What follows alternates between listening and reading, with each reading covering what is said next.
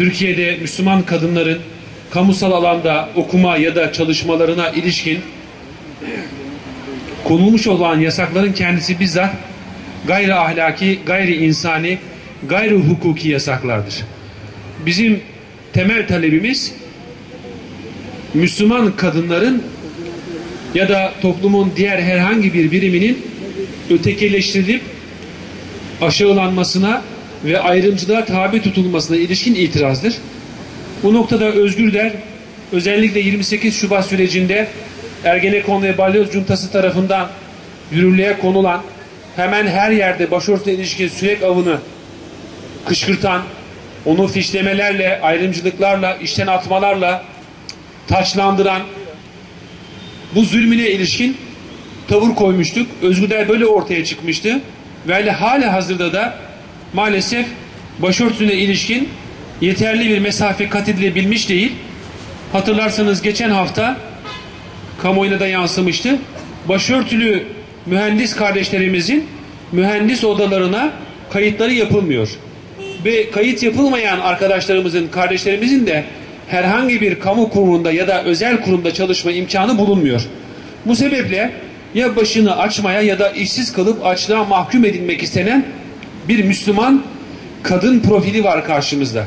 İşte biz gerek devlet eliyle, gerek Türk Silahlı Kuvvetleri eliyle, gerekse meslek odaları eliyle sürdürülmek istenen bu iğrenç ve ahlak dışı yasağa itiraz ediyoruz ve hükümetin herhangi bir bahaneye sığınmaksızın, hiçbir bahanenin arkasına saklanmaksızın kesinlikle ve acil bir biçimde başörtüsüyle ilişkin, kılık kıyafete ilişkin bu 12 Eylül döneminde konmuş olan yasağı iptal ederek tersine onun yerine başörtüsüne ya da benzeri tercihlere ilişkin kadınlarımızın, kardeşlerimizin hak taleplerini teminat altına alacak düzenlemeler istiyoruz. Bizler ne memurlar köledir ne de devlet efendi.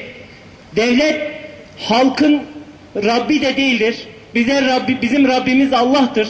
İnancımızla alakalı devlet yasa yönetmenlik çıkarma hakkına sahip değildir. Bizler Müslümanlar olarak hiç kimseden, ne AK Parti'den ne de başkasından ayrımcılık, bize pozitif artı bir şey tanınmasını istemiyoruz. Biz sadece hakkımız olan şeyi istiyoruz. İnandığımız gibi yaşamak istiyoruz. İnandığımız gibi istediğimiz yerde çalışmak istiyoruz.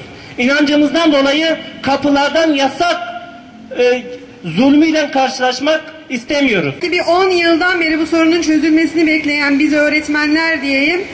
Aldığımız yol sadece okul kapısından lavaboya kadar olan 10 adımlık mesafe. Yani AK Parti'nin her 11 yılına bir adım mesafe kat ettik. Evet, bugün artık büyük bir kazanım elde ettik. Kapıda değil, içeride lavaboda başlarımızı açmak zorunda bırakılıyoruz.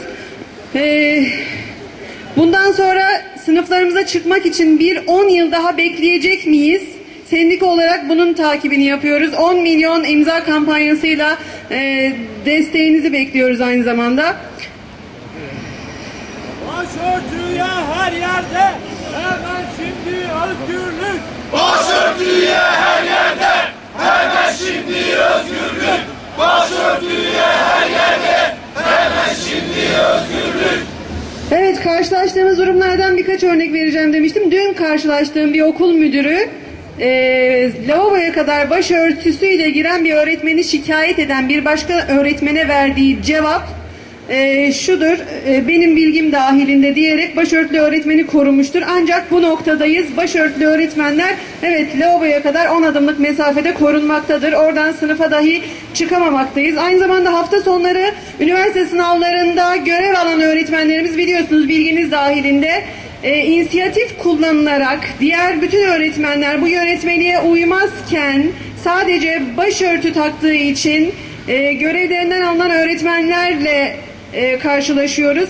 En son 5-6 Ocak, çok daha geriye gitmeye gerek yok, açık öğretim sınavının kılavuzuna baktığınız zaman kılık kıyafet yönetmeliğiyle ilgili bütün maddelerin çıkartılarak sadece 5. maddeye odaklanıldığı ve yönetmeliğin başörtüsüyle sınırlandırıldığını hepimiz görmekteyiz. Eğer ben bugün başörtüsünden dolayı soruşturma geçiriyorsam, ki geçiriyorum, Okulumda tutanaklarım tutuldu. Şu anda bu soruşturmam devam ediyor.